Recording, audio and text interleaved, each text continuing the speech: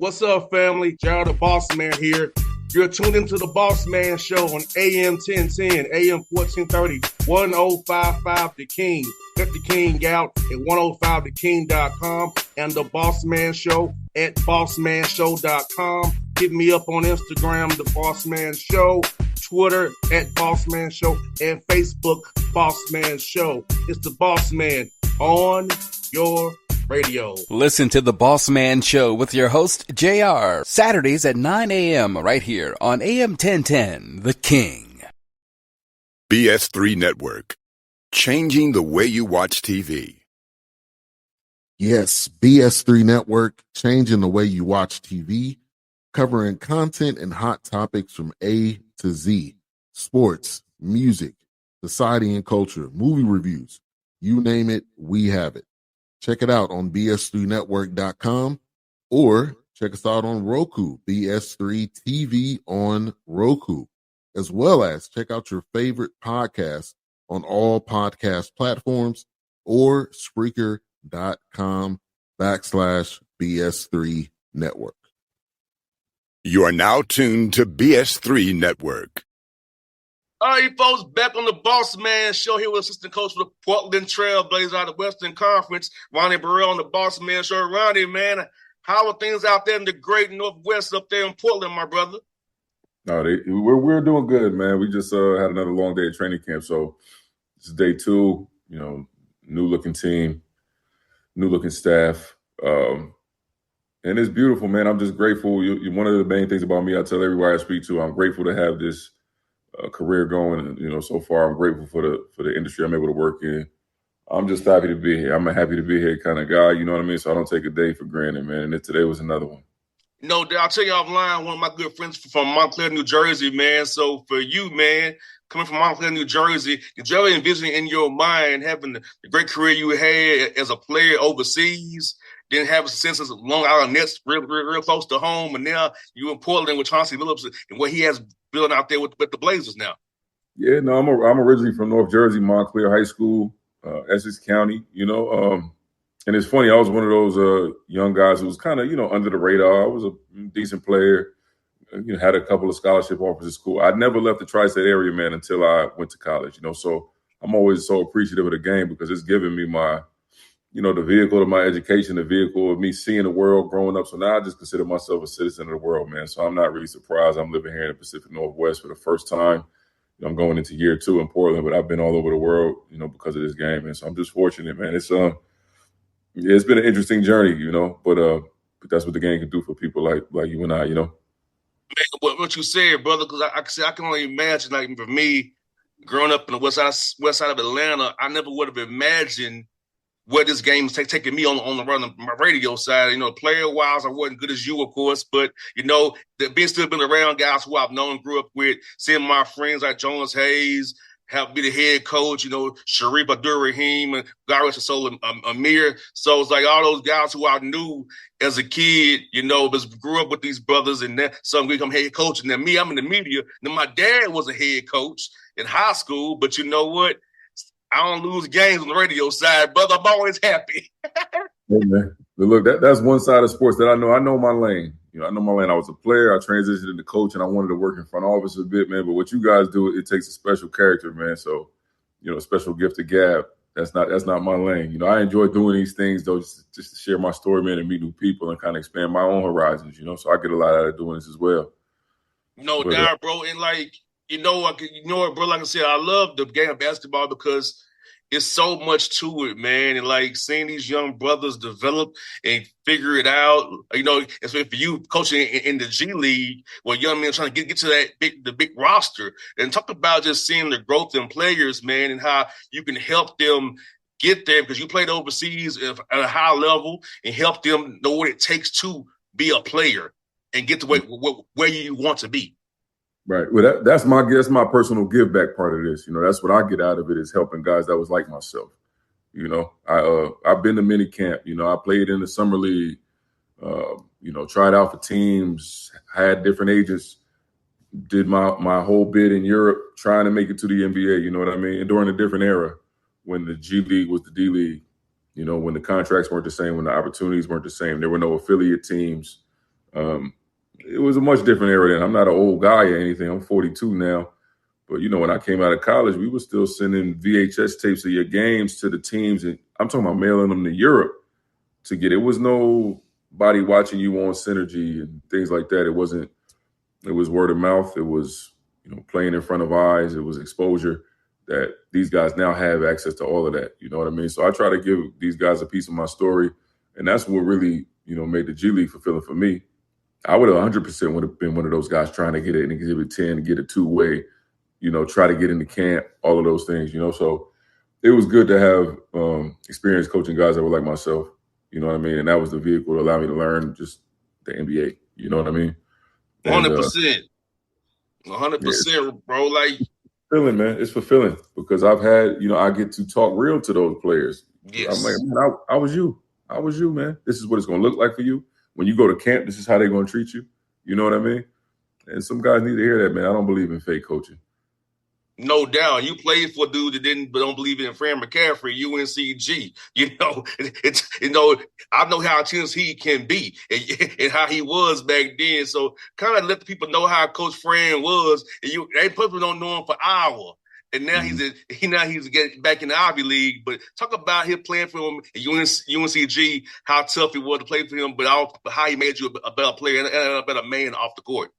I owe him almost everything basketball-wise. I've had a lot of role models and figures and important coaches, man. But we speak all that. I haven't spoken to him in probably a couple of months since he got the job at Penn. So I'm glad you reminded me. He's due a call from me. I always check on him. I owe him a lot, learned a lot from him. But yeah, he was highly intense at that point. This was between 2001 and 2005. I played for him. He has a bit of an old school intensity to him for sure. That's natural. It's not fake. That is how he coaches. That's how much he believes in what he's doing, how much he knows, and how competitive he is. You know what I mean? And it's one of those things, man. It's something that I don't want to say is missing, but in a way it may be. Just that genuine, he put guys in the pressure cooker to kind of see what you're made of. You know what I mean? And that is the value of sports. And if you play for him, you'll learn that it's not for everybody. Now, I know he had his years at Iowa. We all get older and we conform to societal norms and things like that. But I know him. I know him. I know that he is as direct and honest of a coach as you can be. I know that when he goes to Penn, he's going to coach them the same way. You know what I mean? And he gets the admirations of the players by being 100% genuine with them. So that is one piece of advice. Not even advice. I just watched and took. There's no reason to ever lie to a player. Never. No, this is not for the faint of heart. That's what sports can do. You in a safe environment to learn real world lessons. You understand what I'm saying? So he did that for me, man. It was a joy playing for him. I developed so much under him, like you said, as a player and as a man. In our relationship after that, man, we speak often. I know his family really well. I watched them grow in their careers. I'm watching his son now and how he'll go. I know both of his sons really well, and then I've coached some of the players that he's coached, you know what I mean? And it's interesting to hear their perspectives on him and how they positively affected him. As of right now, I'm working with Chris Murray, who played for Fran at Iowa, you know what I mean? And because of our mutual relationship with him and I have a good relationship. He's the type of man and coach that bonds people like that. If you know Fran and you play for Fran, there's a fraternity in that. 100%. And, I'm trying to get him on the show, talk to him. So hopefully we get him on the show real soon. I emailed this SID guy. They ain't got back to me. Hopefully talk to Fran real soon. And, UNCG, like Randy Peel, previous coach too, Coach Fran, somebody's a mentor of mine. Mike Jones, the coach there, is a mentor of mine now. So those two individuals, and I don't know Coach Fran that well, but I do know Mike Jones and Randy Peel very well from UNCG. And Mike DeMitt I know through Randy Peel. So it's like, I tell you what, the Spartans are. I know a lot of your Spartans. I got much love and respect for you guys, man. Yeah, thank you, man. It's a hidden gem of a mid-major now. We produce a lot of really good players. We haven't yet had a guy that broke out in the NBA, you know what I mean, which is the difference between the Davidson and some of the other smaller schools that have had a star come out of the school and now everyone knows the name. But we've always had a really good program. And we've made a lot of high-level pros, It's one to watch. I hope that this gets it out there a little bit more. I'll always have people and be connected to UNCG. No doubt. Great city of Greensboro, North Carolina. Great, great city. And Ronnie, for you, brother, when you was playing for Coach Fran and playing overseas, when did the coaching bug kind of get to you, man? Because I know when you're a player, you don't think about getting the coaching right while you're in the midst of it. But when did you kind of get that itch to want to coach after your playing career? Yeah, it came later for me. It was after I was done playing. I was never a guy that, as a player, was like, when I retire, I want to coach. I'd never said that one day in my life. I had a couple goals when I was retiring from playing in Europe, was that I wanted to stay around the game. For me, European basketball is tough. It's tough on your body. I didn't want to get back on the court at all. I didn't want to get back on the court, so I thought I wanted to be in the front office. And I come from a family of teachers. My mother is a teacher, family academic. My brother is. I always wanted to go back to school and get my master's. So that was my only goal. Like, look, man, I'm gonna go back to school, get my master's, which I did, and I did it as a grad assistant at Florida Atlantic. And while I was there, they let me coach.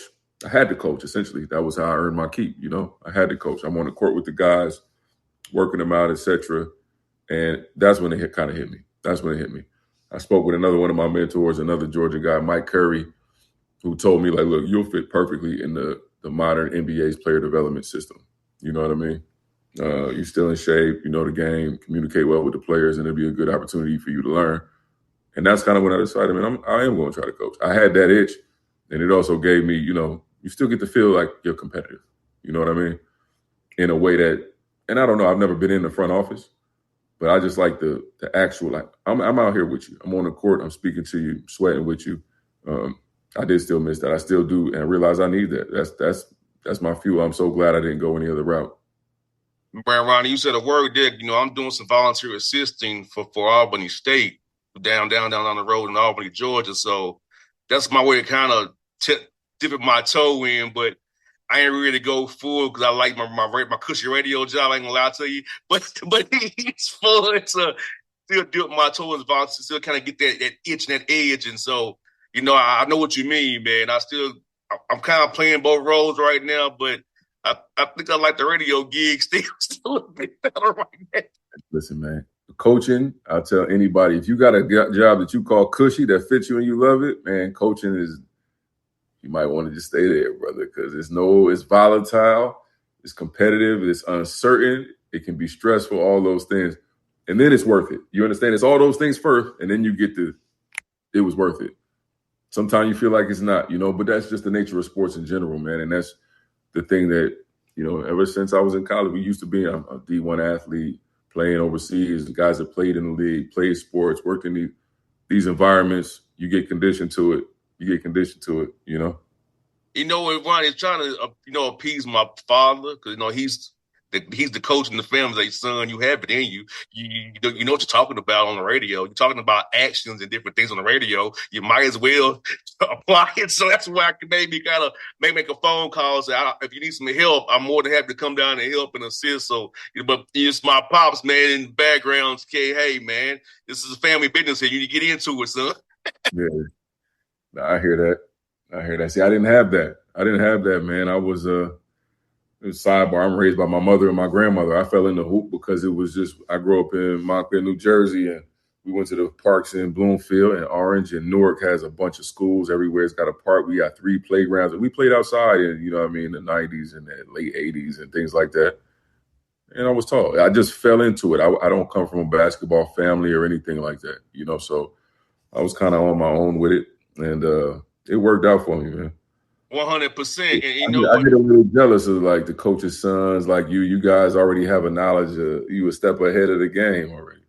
Man, Ronnie, my father still charts games on his yellow legal pads. Mm-hmm. Yeah, see. And this dude in his 80s. Really? Yeah. I believe. This dude in his 80s still doing it. So I go watch a game with my father. I'm getting quizzed the whole game. What action's that? What they doing defensively? I'm like, bro, I know what they're doing.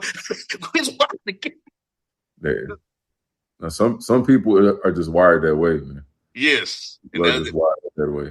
And that's Pops. He's wired that way for sure. And like this summer league, I was out there a little bit, man. I saw you coaching the team. So how cool was it for you, the opportunity to be the head coach of a summer league team and believe the Chauncey Billups organization has in you to take those young men who are competing for roster spots, exhibit 10s, G League team, and let them go out there and play the right way. And the first round draft pick he had come in as well. So I could spend it for you, man, to lead the Summer League team this summer, brother.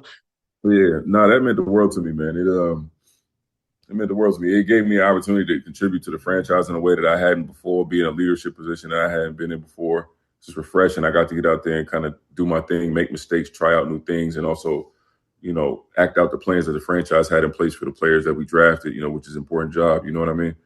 And then at the end of the day, it's Summer League, man. That's a one-of-a-kind sports atmosphere that people – I think now it's no secret the NBA has built the Summer League into a global event. And then personally for me too, I've been to Vegas so many times that I don't even really enjoy the city. I enjoy the basketball part of it. I've been out there to network. I've been out there to assistant coach. I played in the Summer League. I've been out there to work camps. And this was my first time doing something new in Vegas this past summer, so that meant a lot to me. And I had a ball doing it. We had a great group of young guys, watching them working now in camp. Some of the guys that was with us, a lot of the guys that were with us are now have made strides since that month of July up until now. So I know that was meaningful for them. I remember how meaningful it was to me. And then those guys get an experience, it's a once-in-a-lifetime experience to get to play in NBA Summer League as a guy fresh out of college or whatever the case is. Man, you must be reading my paper over here. I was going to ask you about the guys whose games kind of improved from July with the Summer League team and there in camp, and asking about some guys who popped for you and how beautiful it is to see young men games grow and develop from July to now, knowing they've been putting in the work to get better and doing it, being professional about their craft. Mm-hmm. Yeah, now you can see it. And some of it was just these are their guys' first professional games, essentially. You know what I mean? So there's nerves, there's uncertainties. So they got that out of the way. Now these guys are going into vet camp now. It's a new set of pressures, but they've already kind of, gotten that off their back, in a way. They don't act the same. They're more outspoken. They're more outgoing. They're not as afraid, whatever the case is.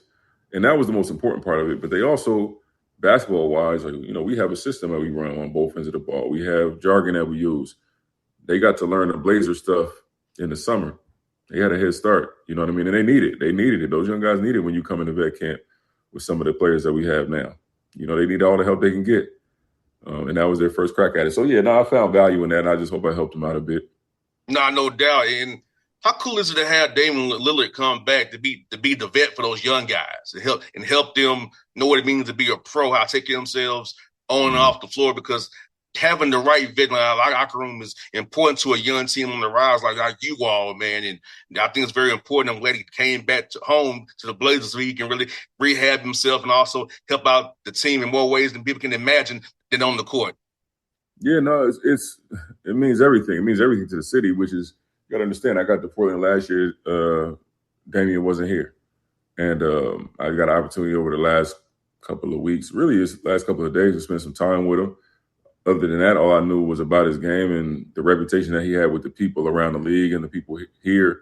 And he's one of those guys that doesn't disappoint when you meet him, because everything that they say about him is true. He's as genuine as they say and all the good things. And then, if he wasn't, I just wouldn't speak on it. But he is, and I have a pretty good read of people. And it's cool to see. It's cool to see how important he is to the community of Portland, the effort that he puts into that, and then to watch him work. It's a good thing.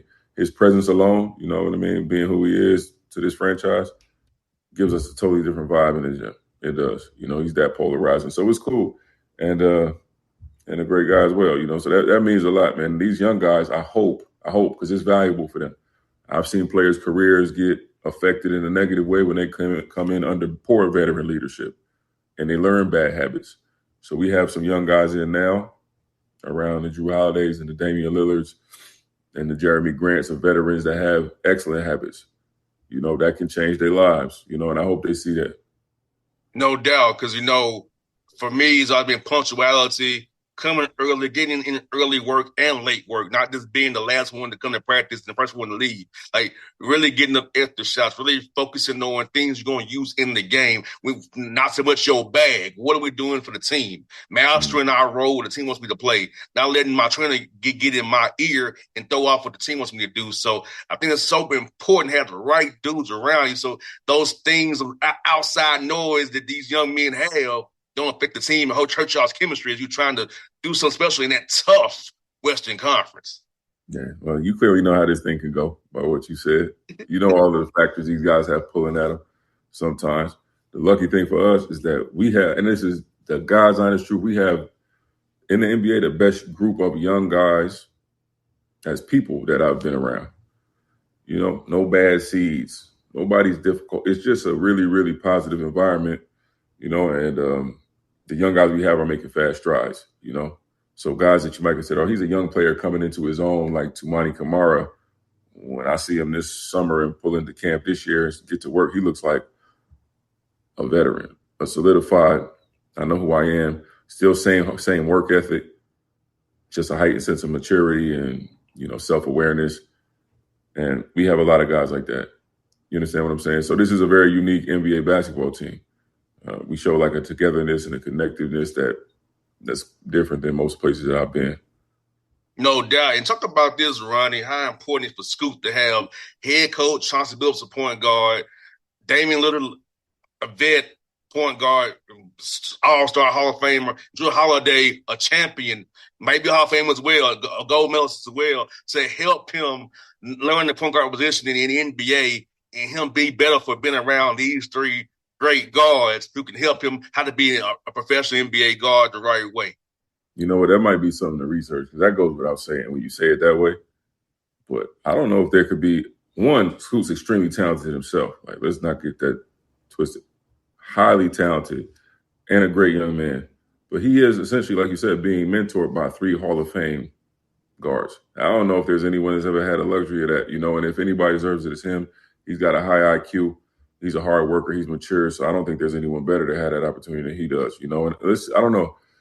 His future could be so bright, you know what I mean? Like his ceiling could be so high. And, you know, I think he's just scratching the surface, man. He showed some flashes last year of what he can do. You know, at it when he looks his best, he is an intimidating guard. He's got leadership quality. You know, his shot is improving. He pushed the work in. This season could be a big jump for him. But at the end of the day, man, that Scoot is going to be around for a long time. And it's just essentially how high is he going to go? That's the type of player I think he is. How high is he going to go, you know? No doubt, bro. No, I agree with you 100%, man. I got you. You all the team I'm watching out for this year who can surprise some people in this Western Conference with what you got brewing out there. And I wanted for the young brothers out here who play in college basketball, playing overseas right now, from an NBA coach perspective, what do you look for in a player? What are the key qualities in a player you look for to want to suggest to Chauncey or to or Joe Cronin and those above you about who we should bring in? And we all had those meetings and offseason about how we can make this roster better. Yeah, well, see, that's the thing. It's not my job to suggest, but I do take part in pre-draft processes. I've done that at different places, and yeah, we get feedback and casual conversation. But as a coach, what you look for, what you want to coach. You understand what I mean? For me, there is a combination of the talent that has to be there to play in the NBA. But at the end of the day, when you can mold a guy and a guy shows character, a guy shows toughness, a guy shows IQ, I don't really believe that there's a coach in the world that can install those things into a player. You know, you either have them or you don't. You know, so that to me, I look at before any kind of analytics, or like if I work a guy out and you get one day with him before the draft and he shows competitiveness, engageness, looks you in the eye, listens and executes what you say to the best of their ability, shows a care. You understand what I'm saying? Those things are the type of players that make up championship teams, you know, and that's essentially what we're looking for. Correct. No doubt. A lot of talent in the world that, you know, will reach whatever. Talent can take you a long way, but it can't take you all the way. It can't take you all the way. If you look at the best superstars in the league, the blueprint is there, if you think about it. The superstars, the ultimately talented, the ones that win are the ones that care. You know, they all fun to watch and they all are amazing, but the ones that care are the ones that become greats, the ones that win championships, you know? So those are the things I look for more so than basketball details. Because there's a lot of good players out here, man. There's a lot of good players. You never lied about that, bro. I got two more for you, brother. When you get a player in your program on this player development track, how do you go about getting a player to understand who they are as a player and trying to find out who they want to be as a player and get them to understand who they are right now as a player and what we can work on to make you where you want to be, but at the same time doing what's best for the team in the present? Hey, man, listen, you brought me back to my last answer and basically told me I missed a humongous point in a word in evaluating the guys if they have self-awareness. It's rare. And it's a very difficult part of coaching. If you have players that aren't self-aware, to try to get them to understand who they are and what we need from you. You know what I mean? It takes maturity. It takes understanding of the game. It takes some selflessness. And it's also, it's a character thing. It takes some humility. Not everybody has that. Not everybody has that. Those are the players that get better. It's for think of anyone who showed market improvement, whether it's a Giannis or somebody to humble themselves and say, hey, I need to be a better free throw shooter. I can look in the mirror and say that I'm going to work on it. You understand what I'm saying? That's self-awareness. That's self-awareness. And everybody doesn't have it. And if the NBA is 90% role players, is what a lot of young players don't understand. A lot of players in the NBA are really, really good at one thing, and can be taught and work through the rest. That's essentially how you make good teams. So the players that understand what their role is, make it to the NBA. Some of them, or stick in the NBA. Those are the guys who, man, you look up and this guy's had a 12-year career. Man, when he was a rookie, I didn't think he is an excellent at what he does. He understands himself. Trust me, coaches love to coach him. He's professional. That's how you make a career. You understand what I'm saying? So if young players understood that, I think it would help be in their benefit, but it is a tough thing, man, when you have a stubborn guy that doesn't really believe what you're saying, man. You got to make him believe. You show him examples, you talk to him, and that's the best way is visually to show them a player comp. Hey, you can be just like this guy, if you do these things, if you understand, if you believe what I'm telling you. And then my biggest thing as a coach is to make sure these players know that at the end of the day, I'm here to help. That is my job. I'm here to help you. I don't get anything out of this for me if I don't help you, So the things that I'm telling you is for your benefit, So that's kind of my way of trying to get through to them, to help them understand what they are, what we need them to be, what's best for them. I have a young man on our team that I won't say his name out loud, but I'm trying to get him to understand who he is, because I know for me, Ronnie, I ain't had the best handling in the world. And I'm 5'11" and a half. I ain't quite 6'1", 5'11" and a half. So I had to defend like crazy, give extra effort, be game planning to discipline, and shoot threes. And I did it. And some nights I had got more shots than other nights, but I knew who I was.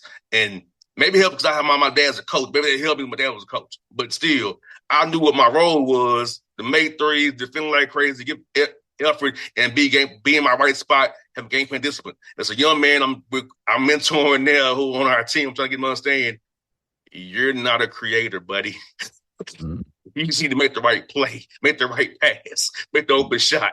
We don't need you trying to do all this. Make the simple play, buddy. So what you say is so profound, because I was a player who I had to be humble and accept who I was. I was a shooter and effort and defender. I wasn't doing offense, doing all those nice moves. I had to just shoot. If they could close out to me too crazy, pump, fake, and go. Give me a little quick jumper. I knew who I was, so I'm trying to give guys the same example for myself as well. I'll give you a tip to help you with him. If you can find a player that he likes, and this might be a stretch, or find someone who you think plays the right way that's really successful but plays simple. And try to get him to fall in love with simple is all right, man. You know what I mean? Simple will get it done. 100%. You kind of led me to my last point, Ronnie, on my list here. Any advice you have for young coaches out here? A lot of coaches listen to my show. So any advice for young coaches out here in NCAA overseas that's trying to grind and get better? Anything you want to let these young coaches know, man, to help them move up the ranks here? Yeah, no, I mean, we all in the same fraternity, so we know how to just keep plugging away. It's one of those jobs that can be kind of thankless for a long time until you feel like you get the right job. It can take your family all over the place. It takes you all over the place, but keep plugging away, because at the end of the day, it's my personal message is that we helping young men and young athletes. That's what the game is about, for the players. We have an effect on lives. Other than that, one thing that I was having a conversation with some of my coaches in Summer League was just get reps in making yourself uncomfortable. You know what I mean? Whatever you feel, we talked about self-awareness. So when I first started coaching, I transitioned from playing. Some people, if you was in coaching, you probably don't have this issue because you speak all day. That's one of your gifts. As a player, when you transition into coaching, now I have to learn. I haven't stood in front of a room and spoken since I was in school, right? So what I did was make myself uncomfortable. Instead of presenting film from the back of the room, I stand in the front of the room. Make the eye contact, get uncomfortable until you get comfortable with it. You know what I mean? So whatever you feel like your weakness is as a coach, make the effort to put yourself in those positions. You understand what I'm saying? Mm-hmm. If you feel like you're a coach that doesn't have a background as a player or in player development and you want to get better at it, during the summer, I promise you it works. Go work out kids. Because if you can teach them drills, if you can teach them moves, if you can teach them how to be better shooters, those things work with the pros, the exact same things. But what you're doing is sharpening your tools by putting yourself in I never thought, I'm out here working with do it. A local play, don't charge them. Do it for you. Do it for them. You both get better at the same time. So that's the way I look at things that I do. And those are things that I feel like have helped me make me a better coach. And I'm going to continue to do them and try to keep on getting better. No doubt, brother. Well, it's been a great having you on the show today, Ronnie. I'll see you soon when you're in Atlanta. I'll see you in either Memphis when you play the Grizzlies or the Blazers. I do the Grizzlies too. So I hope we'll see each other one way or another on the road this year, man. When you're in town, hit me up, brother. Look forward to meeting you in person, man, and chopping up with and talking ball some more with you, man. Like we needed that stay on the show. Absolutely. I appreciate the time, man. Anytime, my good brother. All right, now. BS3 Network. Changing the way you watch TV. Yes, BS3 Network, changing the way you watch TV, covering content and hot topics from A to Z, sports, music, society and culture, movie reviews, you name it, we have it. Check it out on bs3network.com or check us out on Roku, BS3 TV on Roku, as well as check out your favorite podcast on all podcast platforms or Spreaker.com/BS3 Network. You are now tuned to BS3 Network. What's up, family? Jared the Bossman here. You're tuned into the Bossman Show on AM 1010, AM 1430, 1055 The King. Let the King out at 105theking.com and the Bossman Show at bossmanshow.com. Hit me up on Instagram, The Bossman Show, Twitter at Bossman Show, and Facebook, Bossman Show. It's the Bossman on your radio. Listen to The Bossman Show with your host, JR, Saturdays at 9 a.m. right here on AM 1010, The King.